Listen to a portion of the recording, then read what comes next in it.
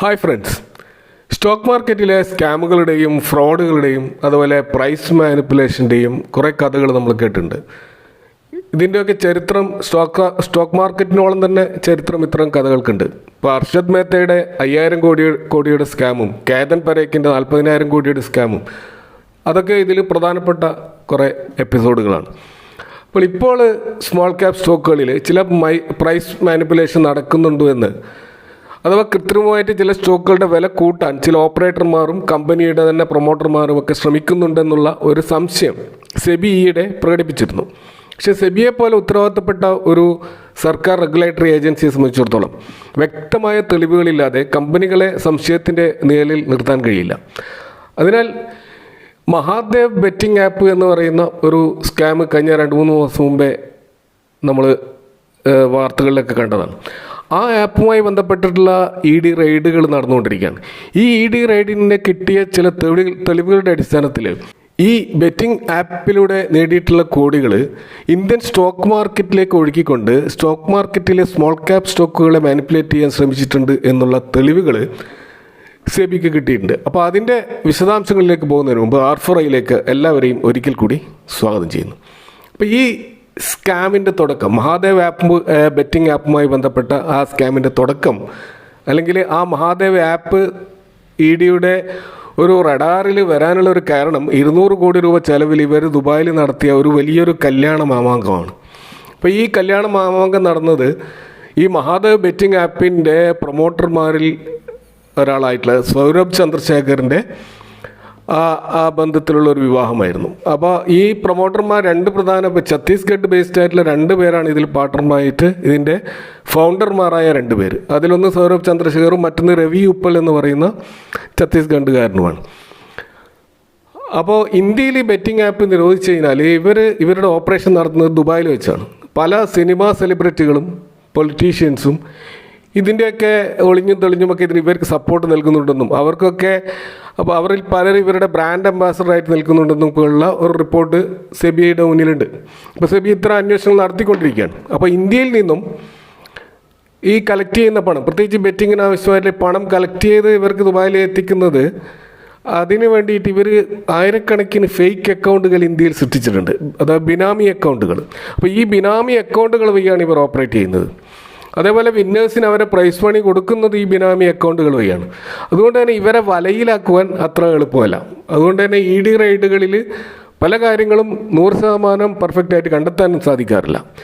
എങ്കിലും മഹാദേവ് ആപ്പുമായി ബന്ധപ്പെട്ട് ഇതുവരെ ED നടത്തിയിട്ടുള്ള പല വിധത്തിലുള്ള അന്വേഷണങ്ങളുടെ ഭാഗമായിട്ട് ഏകദേശം 1764 കോടി രൂപയുടെ അക്കൗണ്ടുകളൊക്കെ ഇവർ ഫ്രീസ് ചെയ്തിട്ടുണ്ട്. അതുകൂടാതെ 11ഓളം പേരെ ഓൾറെഡി ഇവർ ഇതുമായിട്ട് ബന്ധപ്പെട്ട് ഈ കണക്ഷനിൽ അറസ്റ്റ് ചെയ്തിട്ടുമുണ്ട്. അപ്പോൾ കൂടുതൽ അന്വേഷണത്തിൽ UAEയിലെ ഉള്ളറകളിലേക്ക് പോകാനും EDക്ക് സാധിച്ചിട്ടുണ്ട്. അത് പ്രധാനമായിട്ട് ഈ കുപ്രസിദ്ധമായിട്ടുള്ള ഒരു കുഴൽപ്പണ ഇടപാടുകാർ, അഥവാ ഒരു ഹവാല ഓപ്പറേറ്റർ, അവർ ദുബായിൽ നിന്ന് ഓപ്പറേറ്റ് ചെയ്യുന്ന ഈ മഹാദേവ് ഗ്രൂപ്പുമായിട്ട് നല്ല രീതിയിൽ ബന്ധമുള്ള ഹരിശങ്കർ ടെബ്രിവാൾ എന്ന് പറയുന്ന ഒരു കൽക്കത്ത സ്വദേശി. അപ്പോൾ ഈ ടെബ്രിവാൾ ബെറ്റിങ്ങിലൂടെ നേടുന്ന പണം ഇന്ത്യൻ സ്റ്റോക്ക് മാർക്കറ്റിലേക്ക് പമ്പ് ചെയ്യുകയാണ് ചെയ്യുന്നത്. അപ്പോൾ ഈ സ്മോൾ ക്യാപ് സ്റ്റോക്കുകളിലാണ് ഇവർ കൃത്രിമമായിട്ട് വിലയിരുത്താൻ വേണ്ടി ഈ പണം ഉപയോഗിക്കുന്നത്.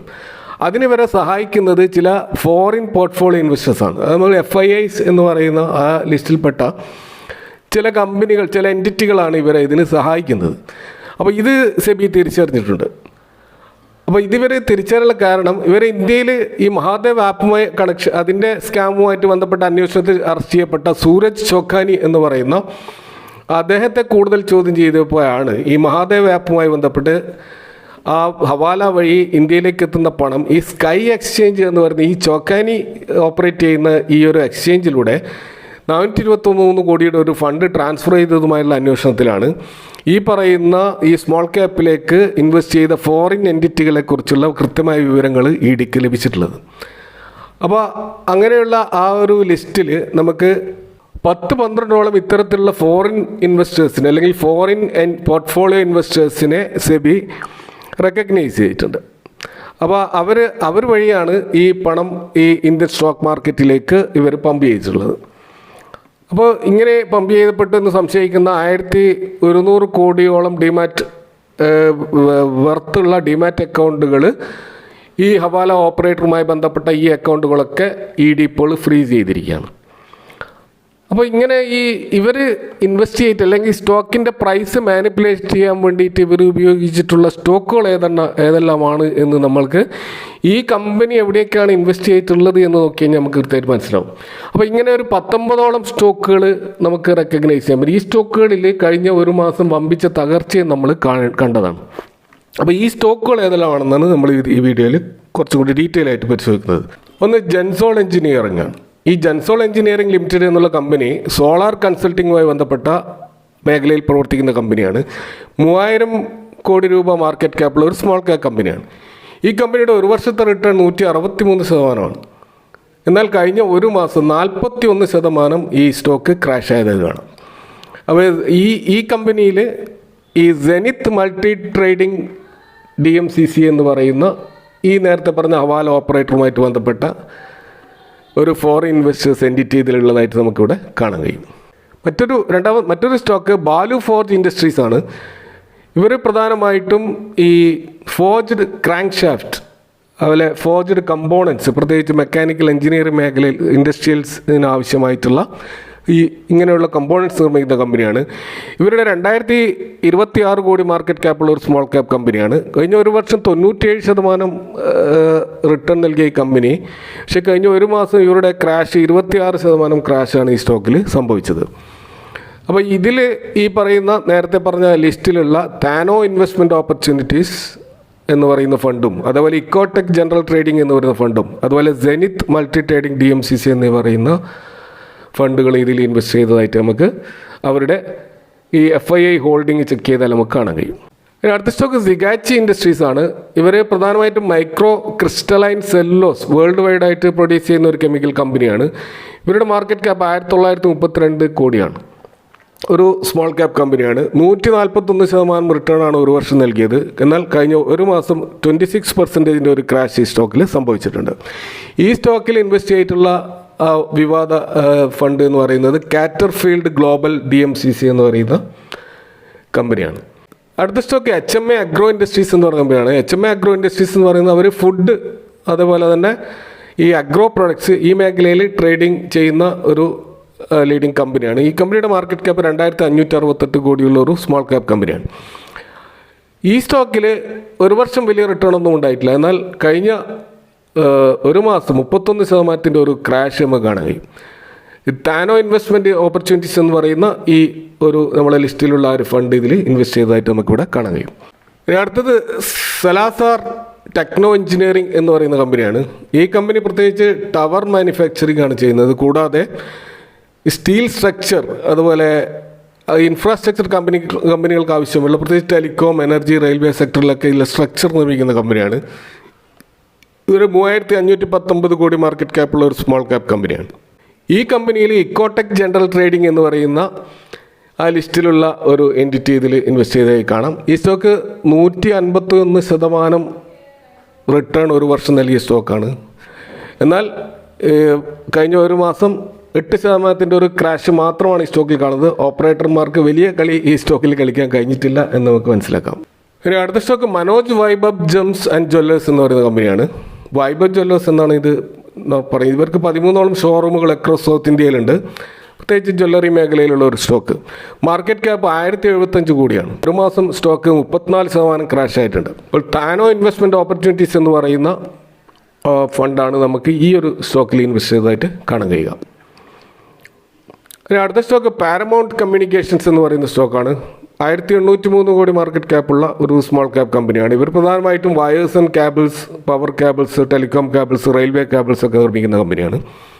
125% റിട്ടേൺ ഒരു വർഷം നൽകിയ ഈ സ്റ്റോക്ക് കഴിഞ്ഞ ഒരു മാസത്തെ ക്രാഷ് ആയത് 29%.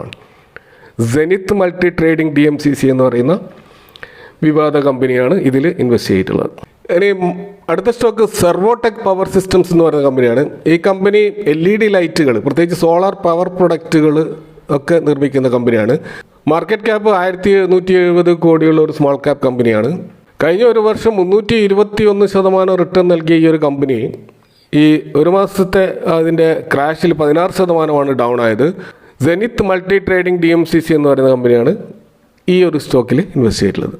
അടുത്ത സ്റ്റോക്ക് ആൽഗോ ക്വാന്റ് ഫിൻടെക് എന്ന് പറയുന്ന കമ്പനിയാണ്. ഇവർ പ്രധാനമായിട്ടും മെറ്റൽ ട്രേഡിങ്ങും അതുപോലെ ഫൈനാൻഷ്യൽ ഇൻസ്ട്രുമെൻറ്റ്സ് ട്രേഡിങ്ങുമാണ് ചെയ്യുന്ന കമ്പനിയാണ്. മാർക്കറ്റ് ക്യാപ്പ് 972 കോടിയുള്ള ഒരു മൈക്രോ ക്യാപ്പ് കമ്പനിയാണ്. 129% ഒരു റിട്ടേൺ കഴിഞ്ഞ ഒരു വർഷം നേടിയിരുന്നു.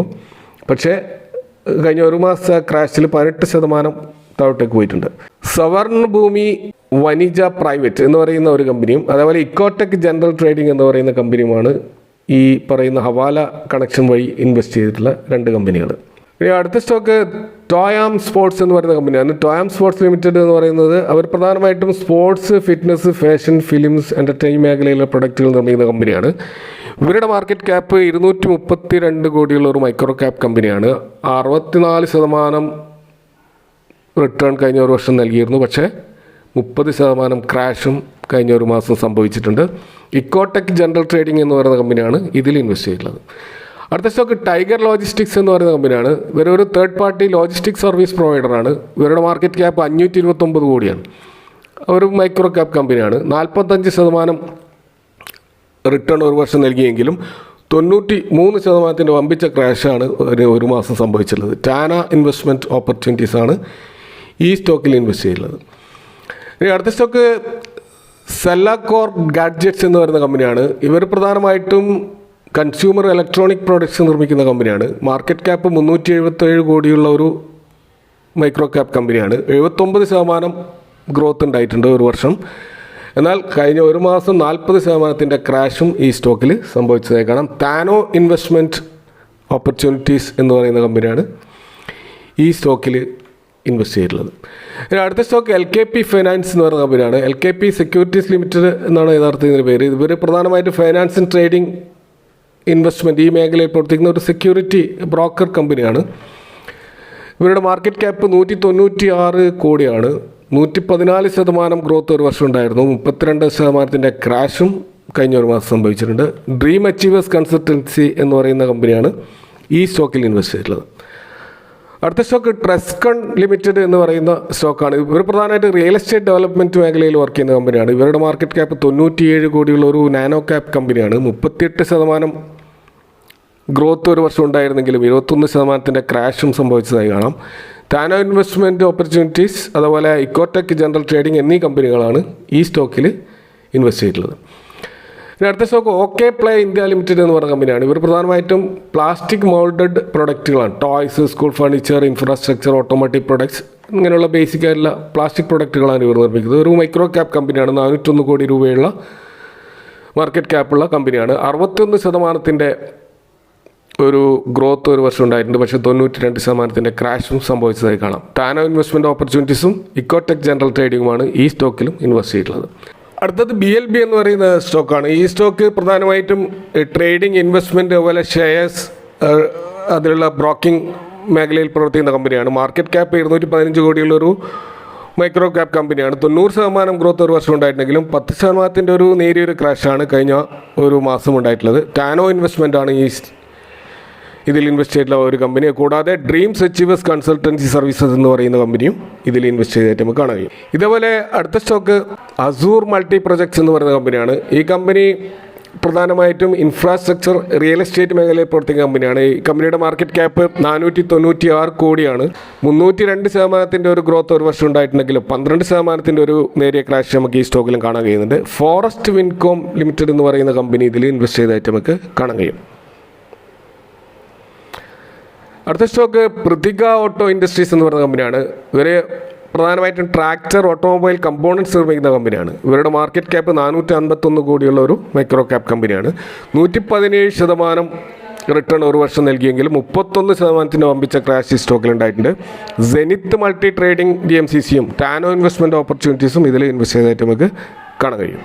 ഏറ്റവും അവസാനമായിട്ട് നോർത്ത് ഈസ്റ്റേൺ കെയറിംഗ് കോർപ്പറേഷൻ എന്ന് പറയുന്ന ബിസിനസ് ട്രാൻസ്പോർട്ടേഷൻ മേഖലയിൽ പ്രവർത്തിക്കുന്ന കമ്പനിയാണ്. ഇവരുടെ മാർക്കറ്റ് ക്യാപ്പ് 229 കോടിയാണ്. 78% ഒരു ഗ്രോത്ത് ഒരു വർഷം ഉണ്ടാക്കിയെങ്കിലും 28% ക്രാഷും ഈ സ്റ്റോക്കിൽ സംഭവിച്ചതായി കാണാം. ഇപ്പോൾ ഇക്കോടെക് ജനറൽ ട്രേഡിംഗ് ആണ് ഈ സ്റ്റോക്കിൽ ഇൻവെസ്റ്റ് ചെയ്തിട്ടുള്ള കമ്പനി. അപ്പോൾ ഇവിടെ പരാമർശിച്ചിട്ടുള്ള ഈ 19 സ്റ്റോക്കുകൾ, ഇതിൽ പല ലീഡിങ് സ്റ്റോക്കുകളും നല്ല സ്റ്റോക്കുകളാണ്. അപ്പോൾ അവർ തന്നെ അത് ക്ലാരിഫൈ ചെയ്തിട്ടുണ്ട്. കാരണം ഇതിൽ ഒരു ഫോറിൻ കമ്പനി അല്ലെങ്കിൽ വേറെ ഏതെങ്കിലും ഒരു ഇൻഡിവിജ്വൽ ഇതിൽ ഇൻവെസ്റ്റ് ചെയ്യുമ്പോൾ അവരിത് സ്റ്റോക്ക് മാനിപ്പുലേറ്റ് ചെയ്യാൻ വേണ്ടിയാണ് ഇൻവെസ്റ്റ് ചെയ്യുന്നത് എന്നൊരിക്കലും കമ്പനിക്ക് അറിയില്ലല്ലോ. അപ്പോൾ അതുകൊണ്ട് തന്നെ നമ്മൾ ഇതിൽ നിരപരാധിയാണെന്ന് പറഞ്ഞുകൊണ്ടുള്ള ക്ലാരിഫിക്കേഷൻ ഇവർ പല കമ്പനികളും ഈ പറയുന്ന സെബിക്ക് കൊടുത്തിട്ടുണ്ട്. അപ്പോൾ പ്രൊമോട്ടർമാരും ഒത്തുനിന്നുകൊണ്ടുള്ള ഒരു മാനിപ്പുലേഷൻ നടന്നാൽ മാത്രമാണ് നമുക്ക് അതിൽ കമ്പനിയെ വിശ്വസിക്കേണ്ട കാര്യമുള്ളൂ. എന്നാൽ കമ്പനി അറിയാതെ കമ്പനിയുടെ പ്രൈസ് ആളുകൾ മാനിപ്പുലേറ്റ് ചെയ്യുന്നതിന് കമ്പനി ഉത്തരവാദിയല്ല. അപ്പോൾ ഈ ഒരു കാര്യം നമ്മൾ ഈ വിഷയം ചർച്ച ചെയ്യുമ്പോൾ ശ്രദ്ധിക്കേണ്ട ഒരു പ്രധാനപ്പെട്ട കാര്യമാണ്. എങ്കിലും ഇതിൽ ഫൈനൽ ക്ലാരിഫിക്കേഷൻ വരുത്തേണ്ടത് കൂടുതൽ അന്വേഷണത്തിലൂടെ സെബിയാണ്. അപ്പോൾ അതിനുവേണ്ടി നമുക്ക് കാത്തിരിക്കാം. Thank you for watching. See you next time with another video.